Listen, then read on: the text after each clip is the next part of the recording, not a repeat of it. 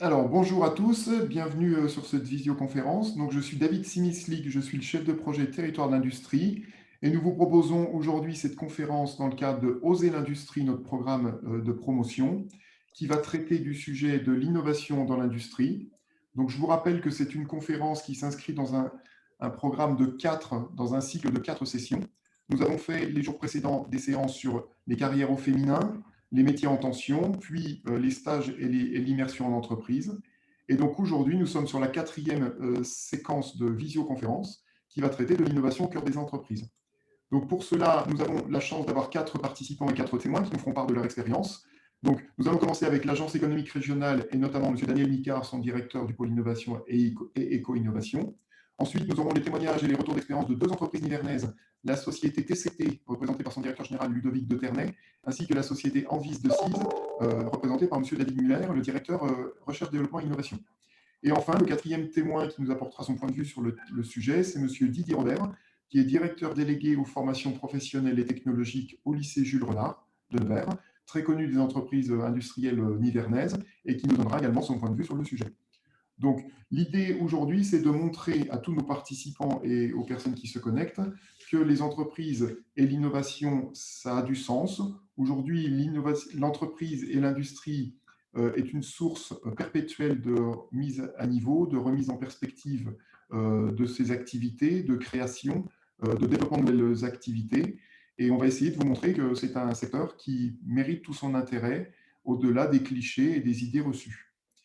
Donc, sans plus attendre, je vous propose de prendre la parole et de passer la parole à M. Daniel Micard pour ce premier témoignage. Donc, Daniel, est-ce que, voilà, de votre point de vue, au niveau de l'Agence économique régionale, quand on parle d'innovation, qu'est-ce que ça représente et au niveau des entreprises, des PME ou des groupes? Bonjour David, bonjour à tous. Donc, ravi d'être parmi vous cet après-midi pour parler de ce sujet qui est on ne peut plus d'actualité, qui est celui de l'innovation, parce que je crois que c'est un des gages de pérennité pour nos entreprises. Mais ce que l'on voit, par exemple, en introduction, si je devais me remonter sur le début de cette crise sanitaire qui nous a tous affectés, eh ben, je dirais qu'effectivement, les entreprises en ont profité. On en a nombreuses qui se sont dit, voilà, on est dans une logique où demain ne sera pas comme aujourd'hui. Il y a effectivement quelque chose qui nous est tous tombé dessus et il nous fallait réagir. Alors, soit effectivement avoir une logique d'autruche en disant, je vais mettre la tête sous le sable et je vais attendre que ça passe. Ce n'est pas forcément garanti. Soit effectivement on se dit, ben, on est conscient que compte tenu de cette crise sanitaire que nous vivons, il faut savoir repenser demain, il faut savoir créer demain. Et je crois qu'à travers les témoignages qu'on va avoir des entreprises qui en parleront largement aussi bien que moi, ben effectivement, beaucoup d'entreprises, et nous on le vit au niveau de l'agence économique régionale sur les 8 départements qui composent la région Bourgogne-Franche-Comté et la Nièvre en particulier, bien sûr, on a énormément de projets d'innovation qui voient le jour depuis, je dirais, le début de cette année. C'est parce que les gens se sont adaptés effectivement à changer le contexte dans lequel elles allaient repenser leur entreprise et bien sûr la développer. Alors, peut-être pour débuter, vous présenter un peu ce que recouvre la notion d'innovation, parce qu'elle a beaucoup évolué. Elle a beaucoup évolué au fil des ans. On innovait à l'époque des Grecs, hein, c'est évident, on innovait à l'époque de Périclès. Puis, petit à petit, on a beaucoup eu d'innovations qui étaient portées par de la technologie et ça continuera encore. Et je crois qu'il y aura des témoignages qui vont être faits cet après-midi, tant du monde académique que du monde des entreprises, qui illustrent que l'innovation, ça passe aussi par la technologie. Mais aujourd'hui, pas que. Aujourd'hui, pas que, parce que dans l'entreprise, on considère que la technologie, c'est un élément important, c'est évident, la science, mais il y a aussi d'autres aspects qui ne faut pas exclure. J'en verrai deux. C'est la préservation des générations futures. Donc aujourd'hui, si l'innovation, elle peut avoir une connotation écologique, hein, c'est quelque chose qui peut être intéressant. Donc, l'intégration du développement durable dans les process d'innovation, c'est quelque chose qui peut être vraiment intéressant. Et puis, le deuxième point que je verrai dans les innovations, c'est aussi peut-être aussi intégrer l'individu. hein, parce que la première force des entreprises, c'est effectivement les hommes et les femmes qui les composent. C'est là que vont naître les projets. Et je crois que c'est important de considérer l'innovation dans une globalité. Et je crois que l'innovation aboutie, moi je dirais, c'est un peu l'éco-socio-innovation, c'est-à-dire une innovation, un produit nouveau, un service nouveau, une organisation nouvelle, un mode de management d'entreprise nouveau, mais qui va intégrer ces deux autres dimensions que sont le développement durable, qui sont des incontournables, et aussi la mise en valeur des individus. Voilà, donc moi, une innovation, c'est ça. Après, on pourra toujours avoir des exemples, mais je pense que les témoignages des entreprises et de Didier Robert seront là pour l'illustrer, donc je ne vais pas être peut-être trop loquace là-dessus. Ce que je voudrais quand même vous dire sur les fondamentaux de l'innovation, et c'est ce que l'on constate, c'est que l'innovation qui marche, ce n'est pas l'innovation qu'on fait tout seul. Hein, c'est souvent un travail collaboratif, et je pense que les témoignages que nous aurons dans quelques instants l'indiqueront. Je crois que c'est quelque chose qui est souvent au carrefour entre des idées, des compétences, des expériences qui n'ont peut-être pas forcément grand-chose à voir entre elles au départ, et puis qui, lorsqu'on les met autour d'une table, permettent effectivement d'avoir de belles idées et qui vont prendre corps avec le temps. Je crois que ça, c'est important de l'avoir à l'esprit, c'est que ce n'est pas souvent le fruit d'un travail solitaire, mais c'est souvent le fruit d'une fertilisation croisée entre des acteurs, des grandes entreprises, des petites entreprises, des jeunes, des seniors, une filière donnée, une autre filière. Et c'est effectivement aux interfaces que vont naître beaucoup d'innovations. Le deuxième point que je voudrais souligner aussi, qui me semble important, c'est que l'innovation, ce n'est pas réservé à une élite. L'innovation, ce n'est pas que des biotech, ce n'est pas que des nanotechnologies, même si bien évidemment elles en portent, c'est évident, mais c'est surtout peut-être aussi dans des secteurs dits traditionnels. Moi, j'ai souvenir d'entreprises dans notre département du 58 où on était dans la première transformation du bois, et effectivement, on peut innover dans des secteurs qu'on qualifie peut-être injustement de traditionnels, mais sur lesquels il y a des vraies sources d'innovation. Je vous prends ces deux aspects pour vous dire qu'avant de parler d'argent, avant de parler de technique, avant de parler de compétences scientifiques, l'innovation, c'est surtout et avant tout un état d'esprit. Un état d'esprit qu'il faut savoir créer. Et là aussi, je dirais dans les ferments qui vont sous-tendre l'innovation dans l'entreprise, je dirais, j'en vois deux ou trois qui me semblent très, très importants. C'est-à-dire intégrer le fait que demain sera différent d'aujourd'hui. Ça, je crois que c'est un point qui est important. Regardez un peu, on n'a jamais vécu ça. Au cours des dernières années, on doit réagir, nos entreprises, et elles le font, mais à un certain nombre de transitions. Je pense à la transition numérique, je pense à la transition écologique, je pense à la transition énergétique, je peux penser à la transition humaniste ou la transition sanitaire, voyez, et il y en a d'autres. Tout ça, c'est des vrais substrats sur lesquels l'innovation pourra se construire. Et je crois qu'il ne faut pas se leurrer. Nos entreprises aujourd'hui, si elles veulent être là demain, elles devront intégrer ces dimensions, et je pense qu'elles le font. Elles sont extrêmement dynamiques sur ce volet-là.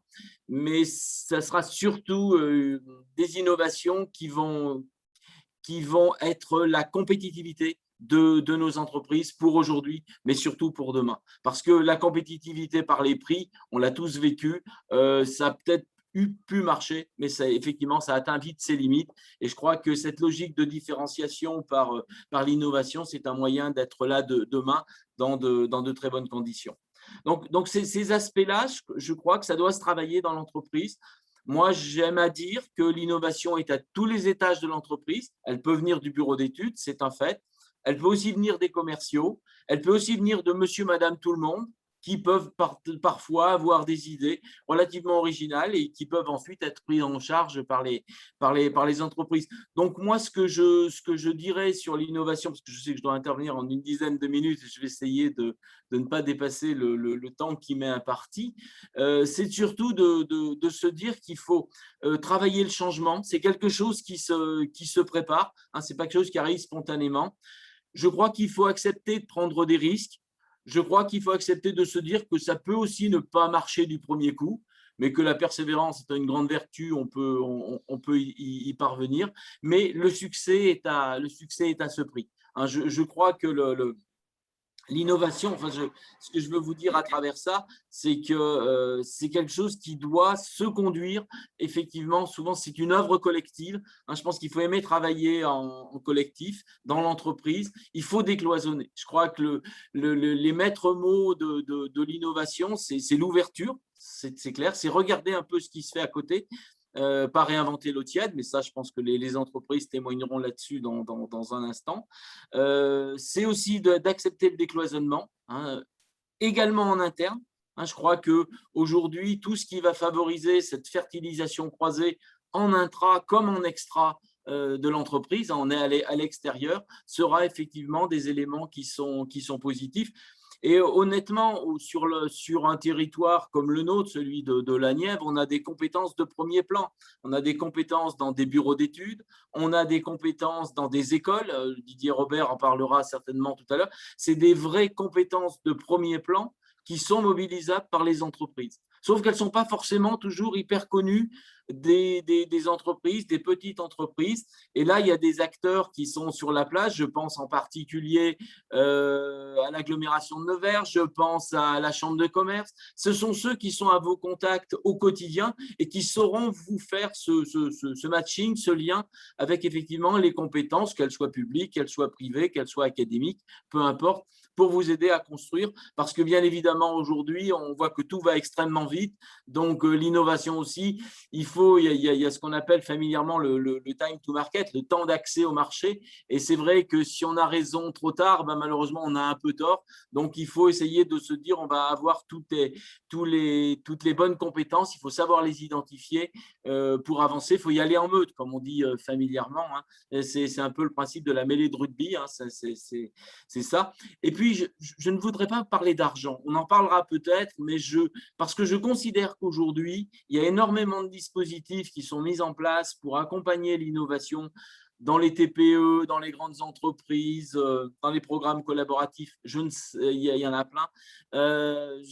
Parce que honnêtement, entre la personne qui a une vague idée de projet dans son garage le dimanche matin et qui se dit tiens, ça pourrait peut-être donner lieu à de la création d'entreprise, il y a toute une série d'accompagnements. On parle de dispositifs, on y reviendra peut-être, mais d'incubation, tout ce qui va permettre de maturer l'idée, travailler sur la faisabilité de l'idée pour en faire quelque chose qui pourra répondre à une attente, parce que bien évidemment, l'innovation, c'est une invention qui correspond à un marché et qui doit répondre à ses attentes.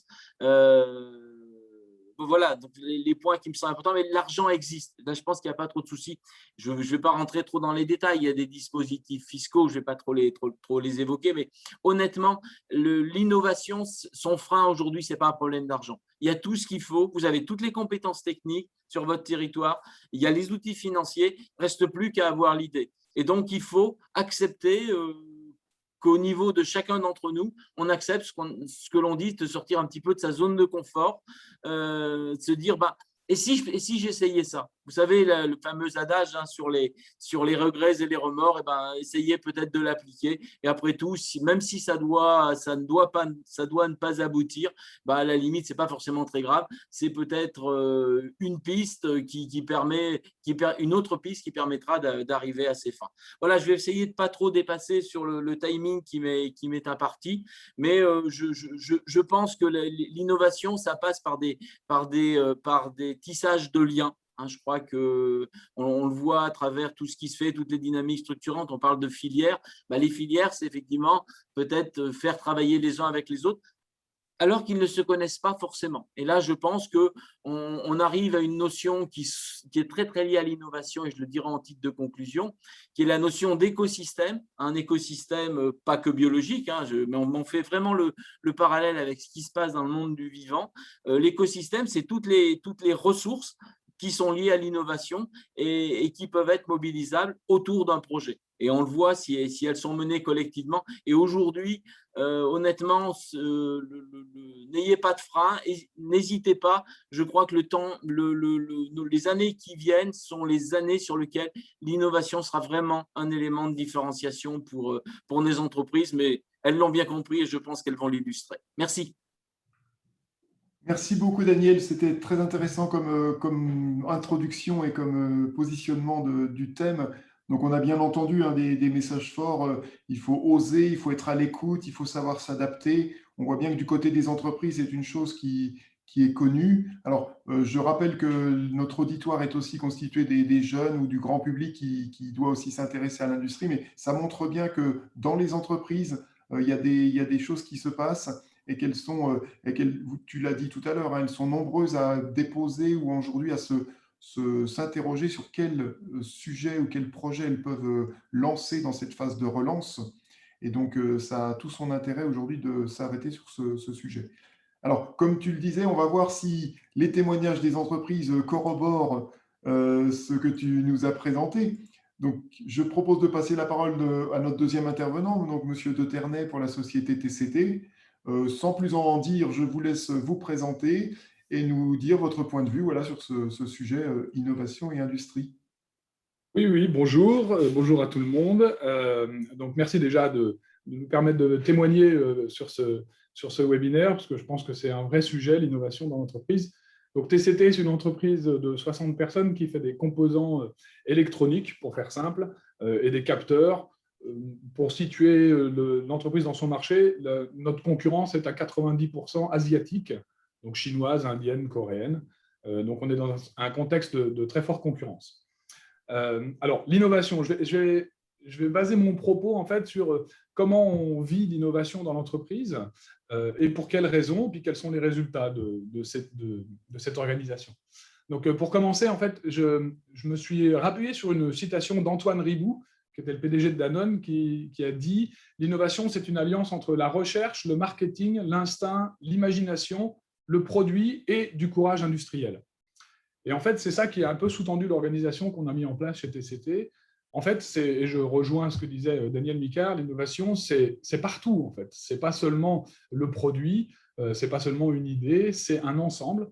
Donc, chez nous, on a mis un mélange d'une organisation centralisée et on a créé un poste de responsable innovation au niveau de l'entreprise. Et ensuite, on a démultiplié dans chacun des services, que ce soit les achats, le commerce, des relais qui ont comme mission d'être l'interlocuteur de cette cellule d'innovation. Et en production, on a même créé un poste aussi de progrès continu pour tous les sujets d'innovation liés à la production et à l'outil de production. Donc, ça, c'est la manière dont on a fonctionné. Et pour rebondir sur ce qu'il disait, pendant la période du Covid, et en particulier le premier confinement, où la plupart des entreprises étaient arrêtées, non seulement nous, on ne s'est pas arrêtés, mais on avait évidemment moins de travail parce que nos clients étaient pour la plupart fermés. On a profité de cette période pour mettre les bouchées doubles en matière d'innovation et travailler sur les produits, le marketing, la production, pendant qu'on avait un peu moins de chiffre d'affaires et d'activité. Et donc, plutôt que de mettre les gens au chômage partiel, on a investi sur ce domaine-là. Alors, ça, c'est sur l'organisation. Maintenant, ça ne suffit pas à l'organisation.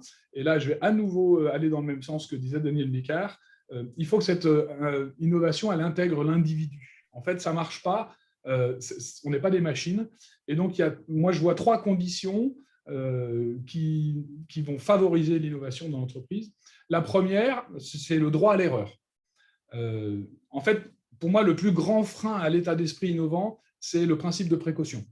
C'est une catastrophe, ce truc, parce qu'en fait, à partir du moment où on met comme ça, comme postulat, en fait, on ne fait plus rien, on n'est pas audacieux. Alors chez nous, chez TCT, on a non seulement le droit à l'erreur, mais on va plus loin que ça, on célèbre les erreurs.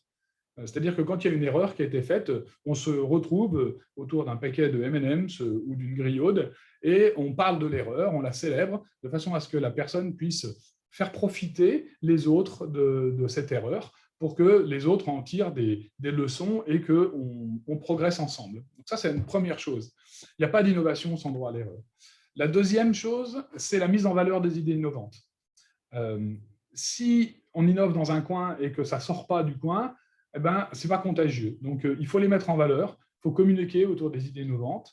Et on a créé des challenges de la meilleure idée innovante, en particulier en production, dans lequel, en fait, toute personne qui est amenée à faire des idées la formule, et à la fin de l'année, il y a des petits concours pour mettre en valeur la meilleure idée sur l'environnement, la meilleure idée sur la sécurité, la meilleure idée sur la productivité, etc. Donc, il faut les mettre en valeur.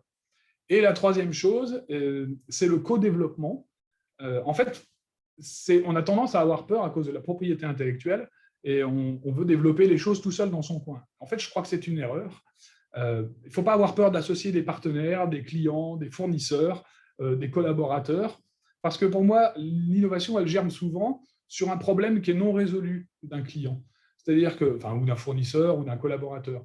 C'est à partir d'un problème, en fait, qu'on va être capable de chercher une solution et qu'on va se mettre à innover. On a des exemples très concrets chez TCT où, en fait, avec certains clients, on a pu identifier une problématique, trouver des solutions, et on a co-développé la solution technique qui permet, par exemple, aujourd'hui, d'avoir des câbles qui s'éclairent automatiquement dès qu'il y a du courant qui passe à l'intérieur, sans consommer de courant en plus.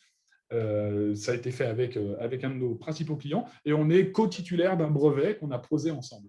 Il n'y a pas de problème, en fait, et c'est même plus riche de faire du co-développement. Donc, ça rejoint tout à fait le propos de Daniel Micard.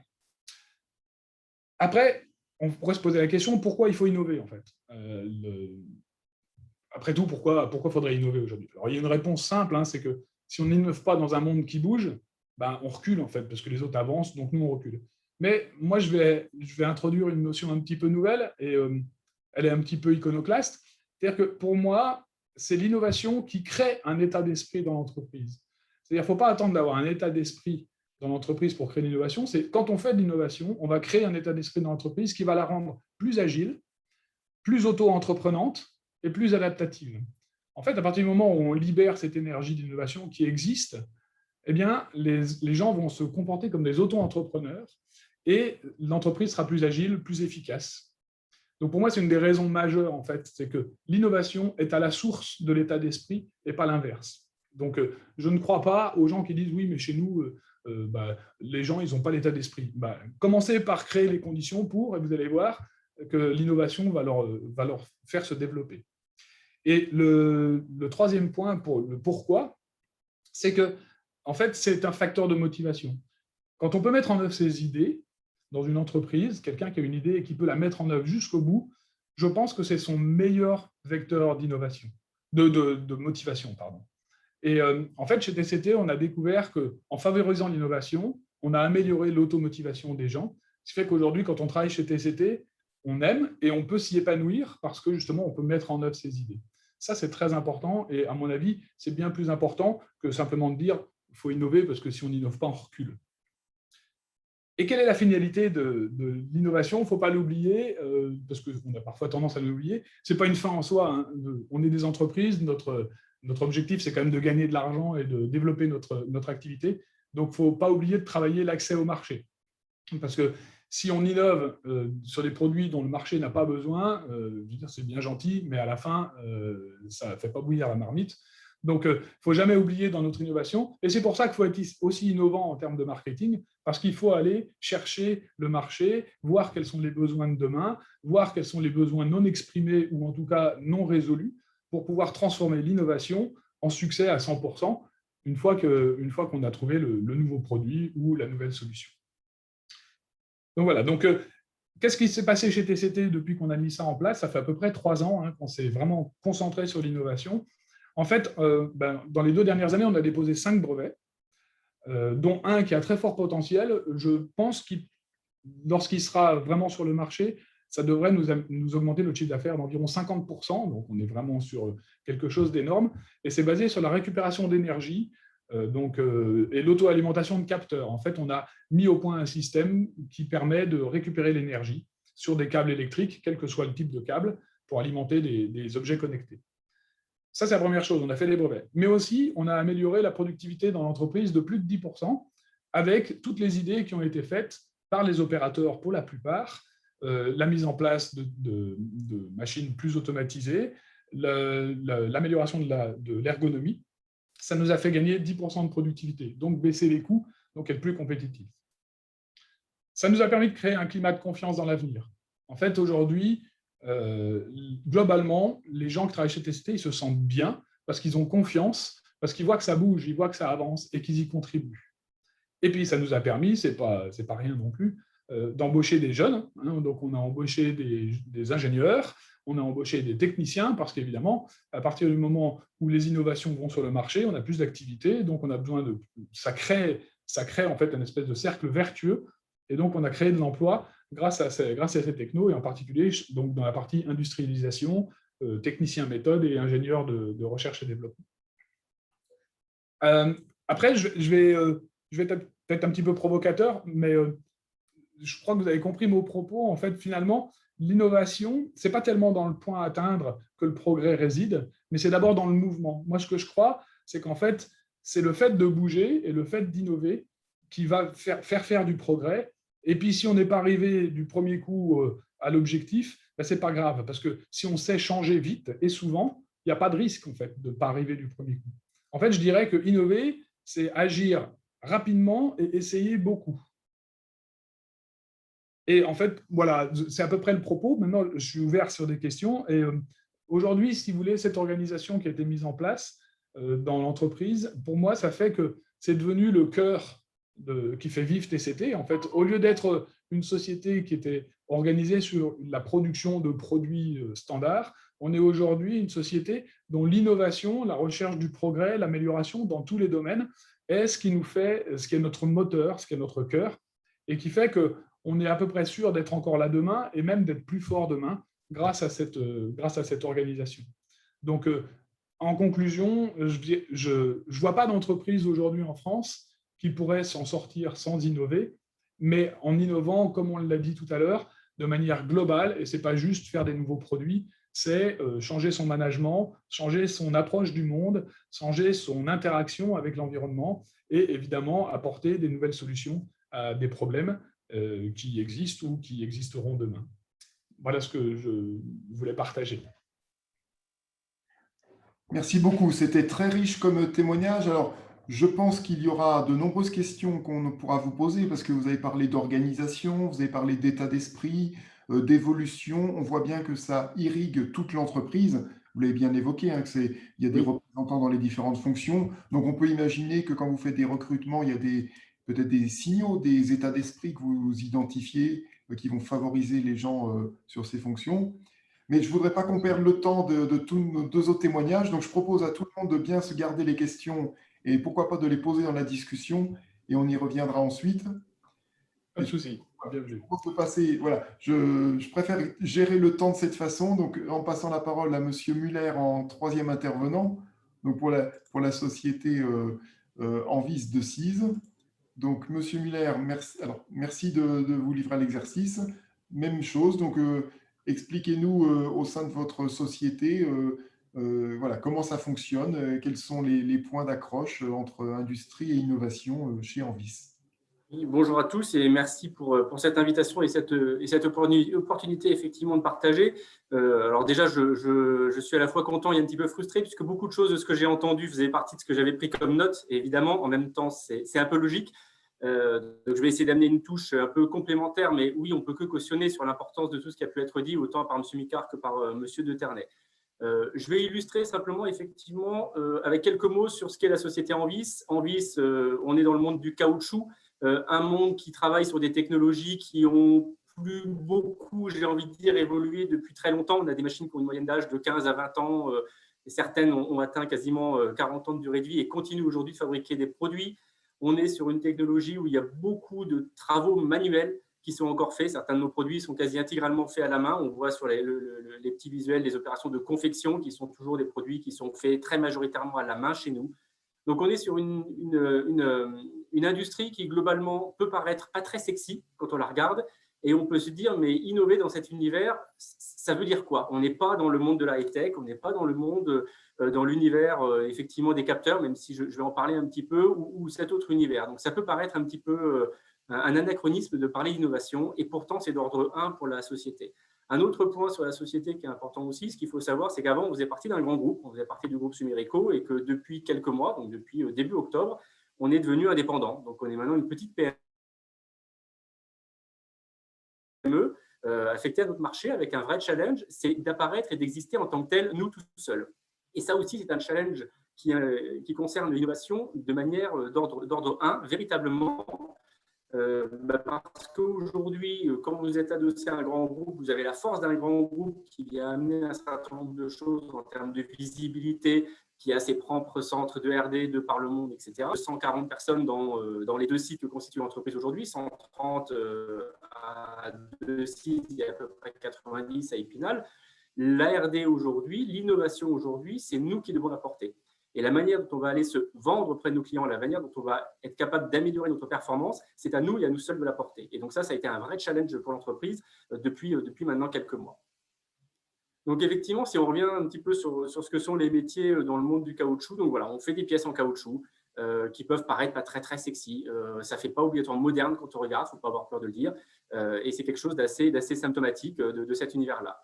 Néanmoins, il y a un vrai savoir-faire et c'est des pièces qui, comme on le voit sur le visuel là, ont des fonctions qui sont extrêmement importantes. Donc, on va avoir voilà, ce qu'on appelle des manchons, que vous voyez sur la gauche de l'écran, qui sont des pièces techniques qui vont avoir des tailles relativement importantes. On peut aller jusqu'à 3 mètres de diamètre, qui vont encaisser des efforts pour tenir à des séismes, pour tenir à des dilatations, des variations, des écarts de mesure, etc., de manière extrêmement significative, et des pièces qui vont avoir une durée de vie, j'ai juste envie de dire, énorme. On a très récemment, pour l'anecdote sur un de ces produits, un client qui nous a appelé pour nous dire je ne comprends pas, la pièce, elle est cassée. Monsieur, elle date de quand? Elle datait de 1970 quelque chose.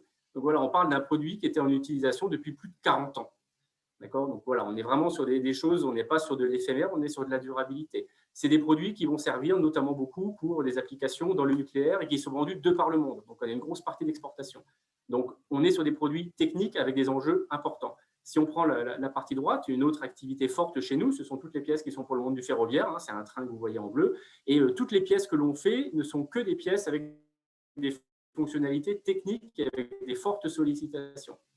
Donc là aussi, il y a un enjeu qui est extrêmement important, parce que même si on est sur des métiers qui peuvent sembler potentiellement pas les plus high-tech, en l'occurrence, les produits, eux, sont extrêmement high-tech, et la maîtrise de ces produits et du détail et de la répétabilité de ces produits est d'ordre là.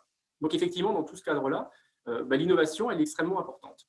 Ce que j'ai envie de dire et qui a été dit, il y a plusieurs exemples, et je vais essayer d'en prendre plusieurs pour illustrer, parce que finalement, dans tout ce que j'ai entendu, il y en a certains que je peux illustrer par des résultats qu'on a eu au cours de ces quelques derniers mois, donc je trouve ça plutôt intéressant.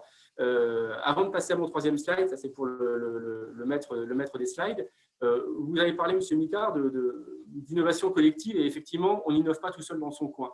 C'est tout à fait vrai et c'est important. Et on doit être capable de partager, les idées, de travailler en groupe, en équipe, et il ne faut pas réinventer l'eau chaude. Je crois que c'est le terme que vous avez employé, ce qui me va très bien. Donc effectivement, tout ce que disait M. de Ternès est un fait sur l'innovation interne à l'entreprise, et ça c'est extrêmement important. On a, de la même manière que ce qui a pu être évoqué, des systèmes qui ne sont pas très innovants. Quand on parle de boîte à idées, ce n'est pas tout jeune. Néanmoins, c'est des choses qui fonctionnent bien, et quand c'est bien géré aujourd'hui, ça a permis notamment chez nous très récemment d'avoir un opérateur qui a vu quelque chose qui lui a semblé à peu près une évidence, que personne, bien entendu, auparavant avait vu. Ça s'est traduit par la mise en œuvre en moins d'1 semaine de sa proposition, parce que c'était quelque chose d'extrêmement simple, à se demander pourquoi personne n'y avait pensé avant. Gain pour l'entreprise de l'ordre de 18 000 € sur une année. Donc, c'est juste énorme pour quelque chose qui a mis moins d'1 semaine à être mis en œuvre. C'était juste du bon sens, mais le bon sens est passé à côté de tout le monde et pas à côté de la personne qui, elle, avait le produit dans les mains. Donc, l'innovation, c'est aussi ça. Il ne faut pas l'oublier, c'est important. Et oui, du coup, effectivement, pour cautionner ce qui a été dit, ça doit concerner tout le monde. Ce n'est pas quelque chose de restrictif, ça doit concerner tout le monde. Si je vais un cran plus loin, j'en parlerai un petit peu après. Aujourd'hui, on cherche à innover. Vous voyez, on a des pièces en caoutchouc, métal, caoutchouc. Maintenant, ces pièces-là, on parle beaucoup de pièces communicantes aujourd'hui. Donc, c'est un sujet qui, évidemment, nous intéresse au plus haut point. C'est un sujet qui intéresse beaucoup nos clients. Et je vais y venir après dans le pourquoi innover, parce qu'effectivement, c'est quelque chose qui est d'ordre 1 dans la réflexion aussi. Si on parle d'objets communicants, on n'est plus dans notre métier. On n'est plus dans notre métier, et si on veut faire ça seul dans notre coin tout seul, soyons clairs, on repart de zéro, on va se tromper 200 fois, là où il y en a déjà qui se sont trompés 150 fois ou 250 fois. Et on a la chance en France d'avoir un tissu universitaire et toute une couche entre l'aspect universitaire et l'aspect industriel qui existe, qui sont des outils qui vont effectivement travailler sur des innovations technologiques et les faire monter, ce qu'on appelle l'échelle des TRL de manière progressive, jusqu'à ce que ça devienne palpable pour les entreprises. Et l'idée, c'est d'être capable d'avoir des liens avec ces organismes-là. Et ça, c'est effectivement quelque chose d'extrêmement important. C'est quelque chose qu'on est en train de mener actuellement, notamment sur les fonctions électroniques, avec une plateforme technologique qui est une émanation d'une université, qui donc du coup pousse l'exercice de la maturation d'une innovation un peu plus loin, qui la ramène du coup un peu plus proche de l'entreprise. Et par le biais de ce genre d'organisme et par les liens qu'on peut avoir avec ce genre d'organisme, on est finalement capable de pouvoir prendre potentiellement une longueur d'avance par rapport à ceux qui ne vont pas exploiter ce genre d'outils. Et encore une fois, ce genre d'outils, ça fait partie du tissu français, ça fait partie de ce sur quoi, finalement, on va avoir après un témoignage sur l'aspect lycée, lycée, université, laboratoire, etc. Et tout ça conduit à ce genre de choses. Et il y a des liens qui existent et ils sont très importants, il faut les exploiter. Ça, c'est un des points. Et donc, effectivement, l'innovation collective, c'est important. Pour rebondir sur ce que me disait aussi M. de Ternay, sur le même type de sujet, soyons clairs, si on veut travailler pour nous et que pour nous et s'assurer qu'il n'y ait que nous qui avons le bénéfice du résultat, peut-être qu'on y arrivera, ça coûtera cher, ce qui veut dire qu'effectivement, ça mettra peut-être du temps à rapporter quelque chose. Si un jour ça rapporte, on ira moins vite et ça sera potentiellement moins intelligent. Et là aussi, c'est toujours important, j'ai une grande vigilance, on a une grande vigilance dans le fait de dire qu'il faut trouver les partenaires et que la première question à se poser, c'est pourquoi on travaille ensemble. Quel est notre intérêt réciproque à travailler ensemble? Et tout ce qu'on cherche à vouloir restreindre en disant finalement, oui, je veux garder la propriété, oui, c'est d'abord moi et je te rémunère, mais tu es content ou ce genre de choses, c'est plus un frein à l'innovation que ce n'est liberté à l'innovation. Et plus on est libre dans le champ en ayant une vraie relation de confiance où les deux ont un intérêt réciproque dans l'avancée du projet, et plus on est capable de faire tomber les barrières et d'avancer vite. Et ça, c'est extrêmement important aussi dans les mécanismes d'innovation. Autre point qui a été évoqué, et je vais en citer un exemple puisqu'on a joué ce jeu-là et on a gagné à ce jeu-là. Effectivement, vous avez parlé, M. Micard, de tout ce qui sont les possibilités de financement. Elles sont diverses et variées. Ça va des aides locales que l'on peut avoir sur la réalisation de petites preuves de concept ou d'études exploratoires, etc., jusqu'à des choses beaucoup plus grandes comme des projets recherche collaboratifs. En France, on parle un peu maintenant des FUI, des projets ANR, etc. Il y a les projets européens qui existent, alors qui sont des choses qui peuvent paraître inaccessibles. Néanmoins, voilà, il y a aujourd'hui un projet européen, donc inaccessible pour une petite PME quand on voit l'ampleur qu'il faut y mettre, qui travaille actuellement à la mise en place de certains démonstrateurs. Et dans ce cadre-là, ils ont fait un petit appel à projet. Donc, c'est des appels à taille relativement humaine, dans lequel il y a eu 5 entreprises de sélectionnées pour aider au financement de la mise en place d'un outil informatique, globalement une espèce de marketplace avec une dimension un peu innovante à l'intérieur. C'est appuyé par un centre technique, encore un outil français à disposition, donc quelque chose de plutôt bien. En Vice, on a décidé de postuler et 5 sur 50, on a été sélectionné. Et donc aujourd'hui, c'est un projet qui a démarré début avril, qui va nous permettre finalement d'aider le développement commercial de notre activité, puisque là, on est plutôt sur une branche commerciale, par le biais d'une action innovante dans le mode de fonctionnement, par le biais de support public dans l'exploitation de cette innovation sur le principe de marketplace. Et donc, finalement, on a un vrai gagnant-gagnant. Nous, ça nous permet d'avancer plus vite sur une brique sur laquelle on aurait potentiellement dû investir en direct et que l'on n'aurait potentiellement pas fait en 2021. Et là encore, les supports, effectivement, existent. Ça demande un petit peu de travail. Ce n'est pas insurmontable. On n'est pas une grande équipe, on est une petite PME. Je le redis, un projet européen, ça peut sembler complètement inaccessible, loin de tout horizon. On l'a fait sans trop de problèmes et on a été sélectionné. Donc ça, c'est encore un autre exemple sur l'aspect collaboratif. Voilà, j'essaie d'illustrer un peu les 3 niveaux sur l'aspect collaboratif. Après, un point effectivement important, alors du coup, ça m'intéressera du coup. Je dois vous le timing quand même pour laisser de la place à M. Robert. Oui, le dernier slide, et je ne devrais pas être trop mal normalement avec mon dernier slide. Oui, le point qui m'intéresse, si on peut juste voir le dernier slide, c'est effectivement innover. Beaucoup l'ont dit, innover, mais innover pourquoi? Effectivement, c'est hyper important d'avoir cette question-là. C'est-à-dire que innover pour innover, je suis désolé, mais ça ne sert à rien. On a peut-être une bonne idée, mais si on ne s'assure pas de savoir à quoi ça sert et à qui ça va servir, ça ne sert à rien. Et finalement, en tout cas, quand on parle d'innovation produit, la première question à se poser, c'est qu'est-ce que je crée comme valeur pour mon client, pour l'utilisateur final? C'est même pas pour soi, on n'innove pas quelque part pour soi. On innove parce qu'on crée de la valeur chez le client, chez l'utilisateur final. Et indirectement, bien sûr, ça nous sert, c'est une évidence. Donc, par exemple, quand on parle d'électronique dans les pièces, du coup, c'est pas voulu, mais un petit peu continuité avec le sujet d'avant par rapport à l'aspect électronique. Finalement, nous, on peut avoir beaucoup d'intérêt à vouloir mettre de l'électronique dans les pièces. Maintenant, la question numéro 1, c'est d'identifier quel est le besoin client qu'il va y avoir derrière. Et là, quelques exemples, et on voit que ça reprend aussi les thématiques données par M. Micard sur l'aspect, j'ai envie de dire, tendance générale, écologie et pensée à analyse du cycle de vie, etc. etc. Aujourd'hui, un des objectifs, ça va être d'être capable sur nos produits d'identifier des défaillances ou de suivre son vieillissement. Et ça, ce n'est pas ça le vrai objectif. Le vrai objectif derrière, c'est réduire les coûts de maintenance, c'est augmenter la sécurité à l'usage. Ça, c'est un facteur évident, mais c'est aussi augmenter la durée de vie des produits. Donc derrière, on est bien sur des aspects de sustainability que l'on veut de nos produits. Et finalement, ce qui va driver notre innovation, c'est d'abord même pas notre client direct, c'est le client de notre client. C'est à la fin, c'est l'homme qui va qui va interagir avec le composant qu'on va créer et qui va servir dans la manière dont il va l'utiliser. D'accord ? Donc, c'est véritablement aussi un palier relativement fort de l'innovation.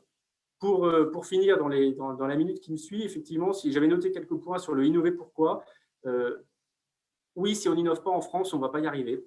C'est indispensable d'innover. C'est ce qui fait la différence pour nous. Il n'y a pas de mystère. Si on fait la guerre des prix, c'est fini, on est mort avant de commencer. Enfin, en tout cas, c'est ma vision. Je pense que ce n'est pas comme ça que ça fonctionne. Un des objectifs pour les entreprises françaises, et notamment pour les petites entreprises françaises, c'est être capable vis-à-vis de notre client de remonter la chaîne de valeur chez le client. C'est-à-dire que si le besoin de notre client, il arrive avec un cahier des charges, une spec, il faut faire un prix, finalement, on n'a pas moyen de présenter ce que l'on est capable de faire. Donc, c'est un vrai frein. Donc, il faut remonter la chaîne de valeur. C'est un moyen de communiquer aussi l'innovation, et ça, c'est important. Il faut apparaître, il faut être visible, et l'innovation, c'est un moyen de communiquer, il ne faut pas l'oublier. Et encore une fois, vis-à-vis du client, le principe, je vais parler argent 2 secondes, il faut déplacer le terrain de jeu. C'est-à-dire que si on est sur une analyse de coût, j'ai envie de dire, on arrive toujours à trouver moins cher. Le principe, ce n'est pas ça, c'est une analyse de valeur. Qu'est-ce qu'on crée comme valeur ? Et par le biais de l'innovation, on est capable de créer de la valeur chez nos clients, et c'est finalement ce qui fait la différence. Et là, on a bien déplacé le terrain de jeu, et c'est un des atouts de l'innovation. Voilà, je pense que je peux à peu près m'arrêter là. Bon.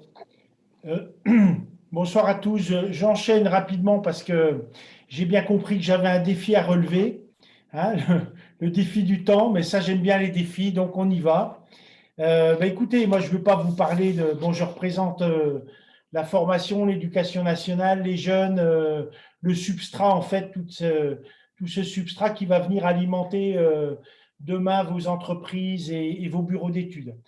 Une petite parenthèse qui illustre bien, en tout cas, le propos d'aujourd'hui. J'ai été un petit peu perturbé dans les dernières minutes. Nous participions aujourd'hui à la finale des Olympiades des sciences de l'ingénieur en virtuel à Paris, à l'école des arts et métiers, et nous avons obtenu, c'est quand même un signe intéressant, je vois que Daniel est peut-être au courant, le prix de la démarche de l'ingénierie. Donc, c'est un beau symbole en tout cas, et je suis très fier de nos élèves et des professeurs qui ont décroché ce prix et qui est vraiment très mérité et qui en tout cas retraçait bien la démarche dans laquelle nous plaçons dans notre établissement. Alors, il y a eu beaucoup de choses très intéressantes que je reprendrai, que j'ai entendues par tous les intervenants. On travaille dans la même dynamique que vous. Vous voyez, déjà, j'emploie ce mot dynamique. Pour moi, on connaît tous la route des mines, comme l'a dit une personne juste avant moi. Si la roue, elle n'avance pas, on recule. Si on ne va pas de l'avant, on recule. Donc, c'est évidemment le principe de l'innovation. Donc, nous, on a affaire à des jeunes qu'il faut motiver. Donc, je crois que c'est ça le premier moteur qu'il faut qu'on mette en route, la motivation. Et pour motiver nos jeunes, il faut qu'on leur amène j'ai envie de dire, qu'on fasse pétiller dans leurs yeux, en tout cas, des projets, qu'on leur amène, qu'on aille aussi, qu'on leur amène des belles idées, mais eux aussi les ont, ces idées. Ça veut dire qu'il faut qu'on aille solliciter leur créativité, leur ingéniosité, parce qu'ils en ont. Tous ces jeunes-là, demain, ils vont faire carrière, ils vont grandir, ils vont devenir des êtres humains responsables, ils vont construire leur carrière personnelle et professionnelle. Et donc, nous sommes là pour déclencher, en fait, les différents moteurs. Je vais appeler ça des moteurs parce que je trouve ça pas mal. Donc, donner du sens, pour donner du sens à nos enseignements et aux enseignements qu'on peut dispenser. Alors, la période qu'on a vécue, là, un peu très étrange pour tout le monde, avec du distanciel, a aussi permis de montrer que le contact humain, en tout cas, le contact avec les professeurs, était important et qu'on ne pouvait pas faire tout seul dans son coin sa formation, et que même avec la plus belle des vidéos, voilà, l'échange, en tout cas le travail en équipe était indispensable, mais ça vous l'avez tous dit, et nous en tout cas on va développer cette compétence-là avec les élèves. On les amène à travailler ensemble, à réfléchir ensemble, et en tout cas à mettre en musique aussi leurs compétences, qui sont diverses, hein. Alors on essaye de les emmener, parce qu'évidemment je mélange tout, hein, je parle du pré-bac, du post-bac, etc.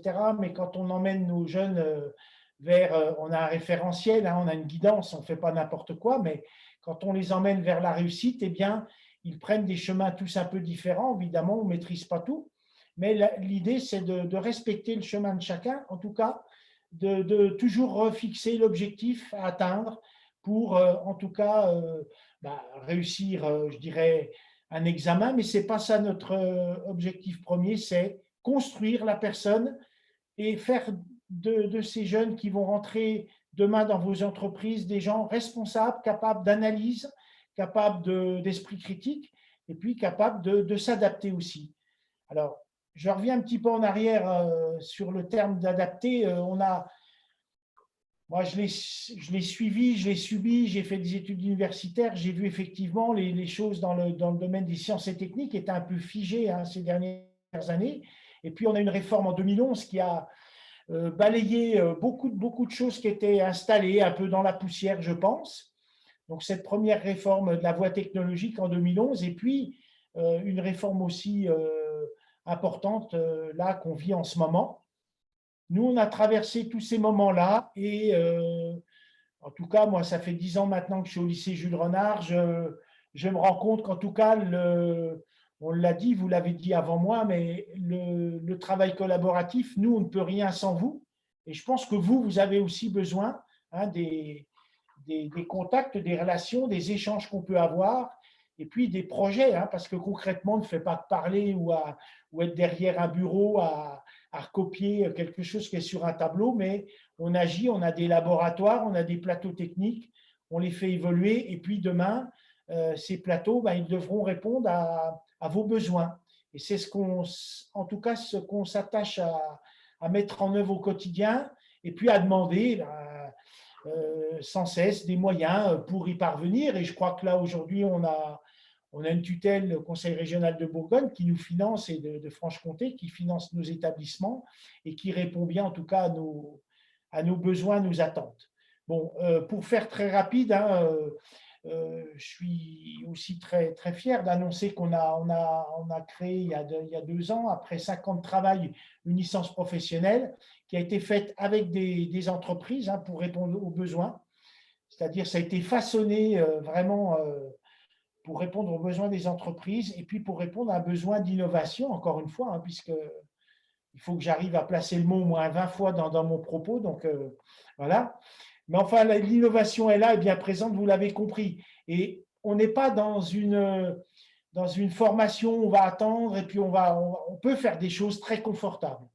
Il est clair que ce dans quoi on se lance, moi je suis au quotidien en train de bouger les équipes, en train d'effectivement, quelqu'un a parlé de l'apprentissage par l'erreur, tant pis, hein, on bouge, on avance, on ose, on innove. Et puis, ça fait évoluer beaucoup de choses. Ça fait évoluer les mentalités, ça fait aussi créer cette dynamique essentielle. Et puis, dynamique, je parle des élèves, des étudiants, mais je parle aussi des enseignants. Et les enseignants s'y retrouvent bien.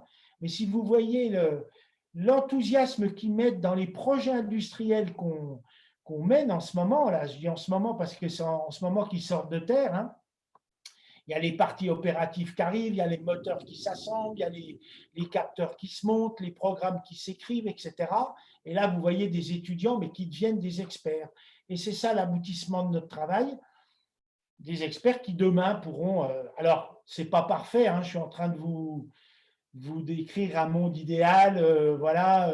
Évidemment, tout n'est pas parfait, mais enfin, en tout cas, je pense que les jeunes qui sortent de notre établissement, on les conditionne bien, en tout cas, à rester dans une forme d'humilité, hein. C'est-à-dire qu'on a besoin des autres, on a besoin pour progresser s'inspirer des autres, et puis ensemble, on peut faire de très belles choses. Alors, les thématiques sur lesquelles on travaille, je ne vais pas les citer parce que vous les connaissez, mais c'est vrai, on a parlé de transition énergétique, le développement durable, évidemment, nous sommes inscrits complètement dans cette thématique-là. Tout ce qui est comment dire, l'usine 4.0, la modélisation, la numérisation, l'utilisation des outils numériques, ça c'est vraiment au cœur de nos préoccupations. Aujourd'hui, on est en train de monter un Fab Lab très innovant avec des machines très performantes pour pouvoir faire du prototypage, pour pouvoir en tout cas mettre des fois du concret sur des projets qui sont parfois souvent sur ordinateur. On va travailler beaucoup sur des écrans et des logiciels de CAO, DAO. Voilà, écoutez, moi, j'ai envie de dire, si on veut se laisser un peu le temps d'échanger, je pense qu'en conclusion, moi, je trouve que, en tout cas, c'est ce qui me… Tout ce travail, cette forme de travail avec les jeunes, c'est ce qui, c'est ce qui me donne l'enthousiasme chaque jour de venir au lycée, de travailler avec des collègues qui sont voilà, très, très performants, qui sont, même s'ils sont parfois usés par des années de pratique, et puis des jeunes qui parfois sont très exigeants, mais bon, c'est comme ça. L'école doit s'adapter, l'école doit j'allais dire se plier, c'est pas le terme, s'adapter, se façonner, et c'est à nous de nous adapter. C'est pas aux élèves on doit les écouter, alors il ne faut pas qu'il y ait de conflit de génération, en tout cas dans l'école, certainement pas. Nous, on doit suivre. C'est peut-être ça l'élixir de jeunesse, il est certainement là, en tout cas. Et moi, j'espère encore avoir de belles années de projet avec mes professeurs et les entreprises qui, encore une fois, je le rappelle, sont indispensables. Et je remercie en tout cas celles avec qui on a pu échanger aujourd'hui, qui sont à nos côtés, qui nous confient des projets et qui ont la patience aussi parfois d'accueillir des stagiaires dans des moments difficiles et compliqués. Merci beaucoup. C'est vrai que les entreprises, pour avoir régulièrement visité vos ateliers, la plateforme technologique, vous êtes en contact avec celles du tissu nivernais très régulièrement. Donc, certaines vous connaissent et sont fidèles à vos élèves. Alors justement, ça fait un peu la transition parce que voilà, il nous reste une petite dizaine de minutes. Si chacun voilà, souhaite poser une question, interpeller un intervenant, n'hésitez pas. Moi, il me semble qu'il y a un thème qui pourrait peut-être donner lieu à des témoignages. On a parlé des étudiants qui rentrent dans les entreprises. On sait que de plus en plus, l'alternance est aussi une formule de formation. On a entendu dans le témoignage des entreprises que vous saviez détecter en interne les gens qui ont aussi les appétences avec les sujets de l'innovation.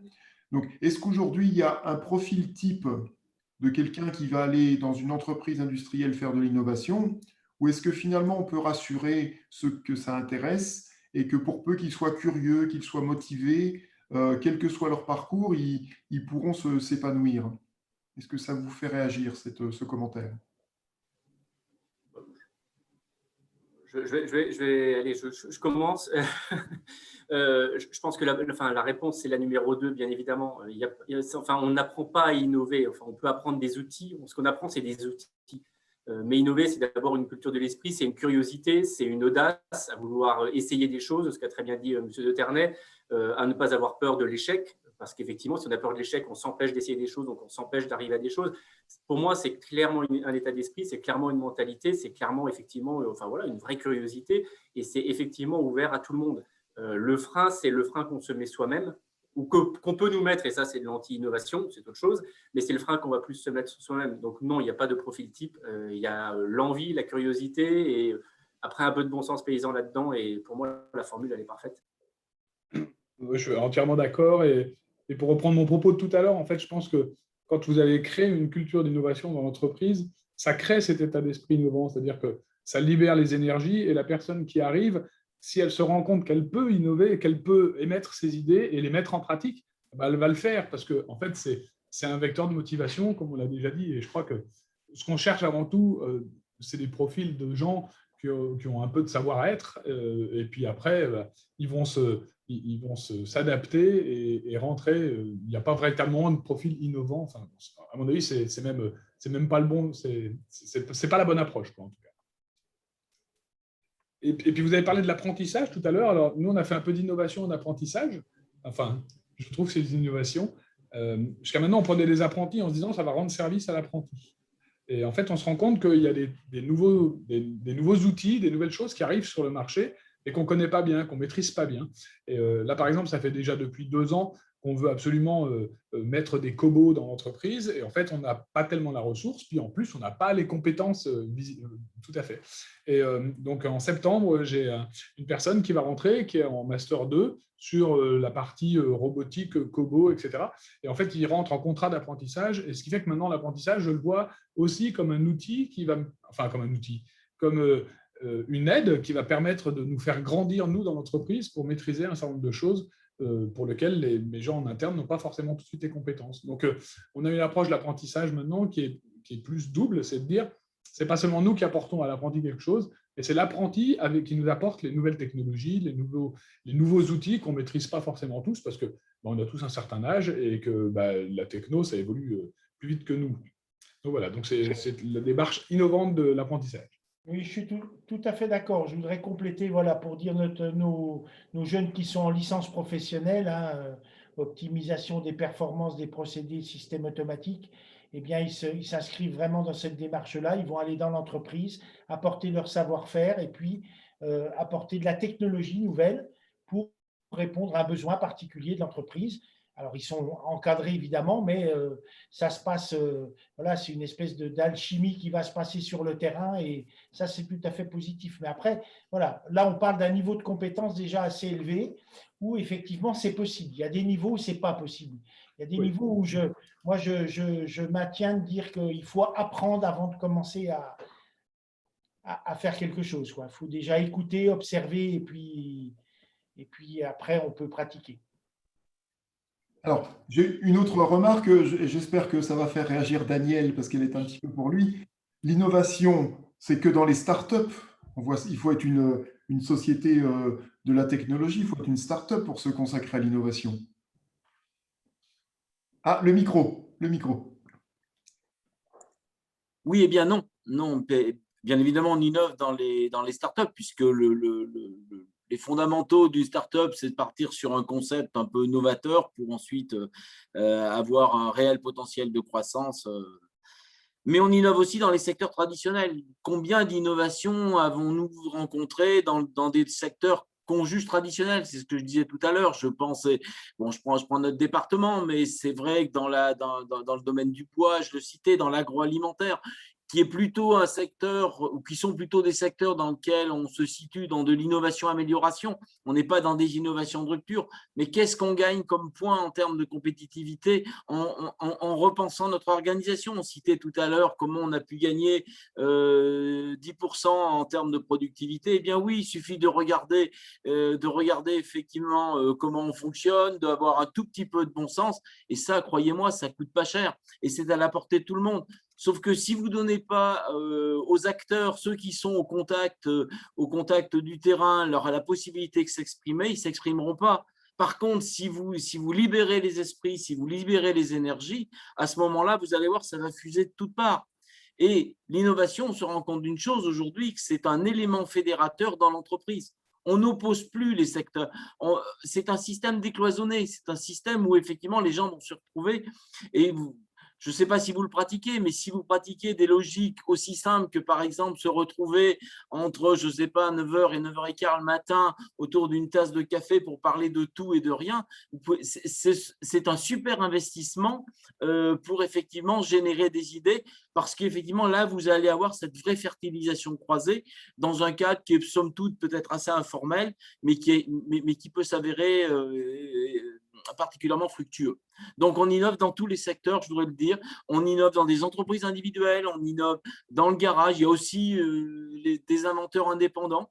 Hein, je peux vous citer le cas d'une grande entreprise, alors qui n'est pas dans la Nièvre, mais qui est plutôt sur la Côte d'Or, qui s'appelle Urgo, mais que tout le monde connaît, et qui effectivement, de temps en temps, savent se ressourcer à travers des idées de monsieur, madame, tout le monde, comme des entreprises ou comme des particuliers qui ont des idées qui peuvent s'avérer intéressantes et qui sont ensuite reprises par l'entreprise pour bien évidemment les concevoir, les concrétiser, puis ensuite bien évidemment les produire et les commercialiser.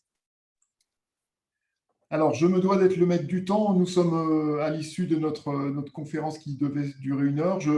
Voilà, je vous autorise chacun peut-être à exprimer un mot de conclusion, un appel à l'aide ou un regret, voilà, une petite réflexion pour conclure cette conférence à laquelle je vous remercie d'avoir participé. Dans l'ordre des participants, ben voilà, Daniel Micard pour l'Agence économique régionale. Bah, je vais en donner 2. Il y a une chose qu'on peut regretter. Effectivement, c'est que les gens n'osent pas assez. Hein, je crois qu'il ne faut pas hésiter à oser. Il ne faut pas hésiter à sortir du cadre. Je crois que ça, c'est des choses qui sont importantes. On va changer. Voilà, je reprends il faut oser l'industrie. Hein, je crois que demain, l'industrie, elle a encore un avenir. Hein, j'enfonce une porte ouverte en disant ça. Si je devais regretter quelque chose, c'est le nombre d'offres d'emploi qui ne trouvent pas aujourd'hui dans l'industrie effectivement toujours la bonne compétence, par méconnaissance parfois, hein, parce qu'on a une image. Et je crois que par rapport au public qui est présent ou qui va regarder cette visio, il y a des opérations qui sont menées par les pouvoirs publics, les semaines de l'industrie, Oser l'industrie, je ne vais pas tous les citer. Rendez-vous dans les entreprises, c'est extrêmement intéressant. Et il y a de vraies sources d'épanouissement et de belles carrières professionnelles. Regardez-les, c'est vraiment attractif. Et l'innovation aura son rôle à jouer. J'aime bien donner cette maxime, peut-être en guise de note d'humour. Francis Blanche, que certains d'entre vous connaissent peut-être, aimait à dire qu'il valait mieux penser le changement que changer le pansement. Et je crois que c'est effectivement quelque chose dont les industriels sont particulièrement conscients aujourd'hui. Et moi, je veux croire à des lendemains qui chantent, même après cette année qui nous a tous un peu affectés. Mais comme on dit, après la pluie vient le beau temps. Voilà, merci. Merci, Monsieur de Ternay. Je vais essayer d'être très rapide. En fait, je vais faire en 2 points. En fait, déjà pour revenir sur l'innovation, juste dire que innover, en fait, une innovation, c'est déjà arrêter de faire quelque chose d'ancien. Donc, ça veut dire que tout est innovation potentielle. Donc, à partir du moment où on part de ce principe-là, je crois que c'est plus un débat, mais voilà, tout est innovation potentielle. Et le deuxième point, c'est sur l'industrie. Effectivement, je vais rebondir. Je crois que l'industrie jouit d'une image de marque qui n'est pas forcément très bonne, alors que c'est le seul endroit où on peut mettre en œuvre concrètement nos idées et on voit ce que l'on a créé, c'est-à-dire on peut aller jusqu'au bout. Et qu'est-ce qu'il y a de plus motivant que d'être à l'origine et à la création d'un produit, de quelque chose qui va servir et dont on va connaître l'usage et l'application? Moi, je ne vois pas bien, et en tout cas, tous les jours, c'est ce qui m'aide, c'est pas ce qui m'aide d'ailleurs, c'est ce qui me donne envie d'aller travailler, et je pense que les équipes de TCT pourraient témoigner de la même chose, parce qu'elles sont fières en fait, de pouvoir contribuer à un train, au nez du rafale ou à de la mesure de courant, parce qu'elles savent à quoi ça sert et elles le voient concrètement. Voilà, donc c'est la belle image de l'industrie que je voulais donner. Merci. Monsieur David Miller. Oui, très rapidement, l'innovation, ne la brimons pas, ne la bridons pas. Laissons faire les gens, laissons essayer. Enfin, c'est la priorité, c'est d'ordre 1, et on a la chance effectivement d'avoir en France un tissu de TPE et de PME qui sont finalement les racines et le point le plus stable de l'industrie française sur lequel s'appuyer, et c'est là où se fait beaucoup de choses, c'est là où est le plus présent l'agilité. On est souvent reconnu dans les pays étrangers pour l'agilité des entreprises françaises, parce que des structures qui sont capables d'eux, ça c'est déjà un beau point d'innovation. Et oui, tout le reste qui a été dit est vrai, et notamment sur l'image de l'industrie, c'est dommage, beaucoup de choses commencent à se faire pour essayer de redorer le blason de l'industrie, faut continuer, c'est beau. Et oui, je cautionne totalement ce qui a été dit en disant oui, l'industrie, c'est à peu près le seul endroit où à la fin, on peut toucher, avoir dans les mains le produit auquel on a pensé auparavant. Et ça, c'est quand même génial. Merci. Monsieur Robert, vous. Écoutez, moi, je me situe comme une courroie de transmission, hein. On transmet le savoir aux jeunes et en tout cas, l'envie, l'appétence pour le secteur industriel, je crois qu'on la suscite auprès de nos élèves. Deux mots vraiment très rapides. Moi, je pense qu'on se donne les moyens de sa réussite, ça c'est clair. Et puis qu'il faut savoir trouver l'énergie, aller chercher l'énergie pour passer par-dessus des obstacles, parce qu'on peut toujours trouver des obstacles, et puis découvrir les horizons ouverts par l'innovation, parce que je voulais terminer sur ce mot-là. Donc, voilà. Bonne soirée à tous.